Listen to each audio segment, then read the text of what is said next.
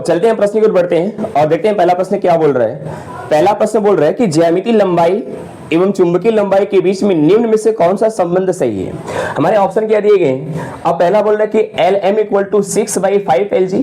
अब सवाल में आपको दिखाई दे रहा होगा यहाँ पे 65 है और यहाँ पे 56 लिखा हुआ है, जो कि टाइपिंग एरर है वहां, बल्कि 6/5 और यहाँ पे 5/6 होना चाहिए था।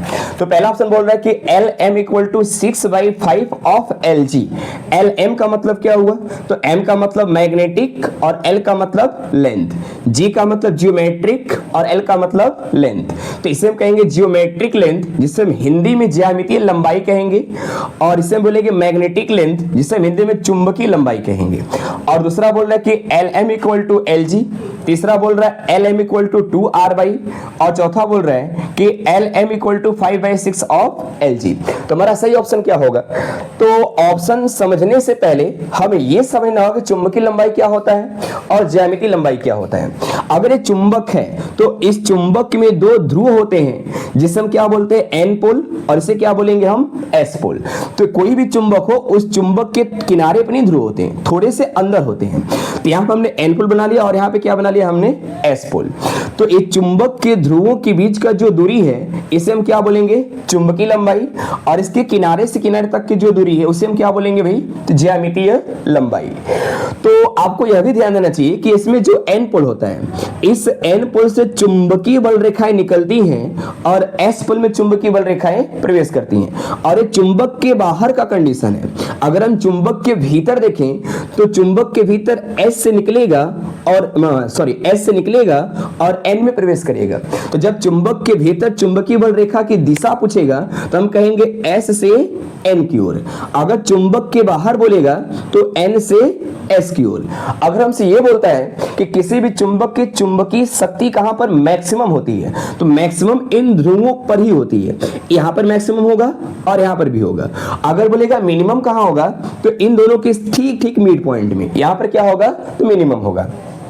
तो हमारा जो सही ऑप्शन होगा LM = यहाँ पे 5/6 ऑफ LG, माने ऑप्शन नंबर 4 सही होगा। तो देखिए अगला प्रश्न क्या बोल रहे हैं कि 1830 में किस अमेरिकी वैज्ञानिक ने दुनिया का सबसे शक्तिशाली विद्युत चुंबक अल्बानी चुंबक बनाया, जो एक साथ में 750 पाउंड तक की धातु को उठा सकता है। ऑप्शन क्या दिए, John Cockcroft, William Gilbert, Joseph Henry और एडवर्ड परसेल। अब इसमें जो बोल रहा है कि 750 पाउंड, तो पहले ये बताइए कि 1 पाउंड में कितना केजी होता है, तो 1 पाउंड = 0.454 केजी। तो अगर हम ऐसे 750 पाउंड में कितना केजी का निकालना होगा, तो हम इसी का इसमें क्या कर देंगे, मल्टीप्लाई। तो यहाँ से में कितना मिल जाएगा, तो 340.5 केजी, जो कि उसी के आसपास है। अब इसमें जो विलियम गिलबर्ट हैं, इन्होंने क्या किया था, तो इन्होंने सन 1600 ईस्वी में एक किताब लिखी थी और उस किताब का नाम क्या था, तो द मैग्नेट। किताब का नाम क्या था भाई, द मैग्नेट। और इसका जो सही ऑप्शन होगा जोसेफ हेनरी, माने ऑप्शन नंबर 3 सही होगा। इसके बाद देखिए जो अगला सवाल बोल रहा है कि हैंस क्रिश्चियन ऑस्ट्रेट ने किस वर्ष में यह खोज की कि एक दिक्सूचक सुई के निकट रखे गए धातु के तार में विद्युत धारा प्रवाहित होने पर दिक्सूचक सुई में विक्षेप उत्पन्न होता है।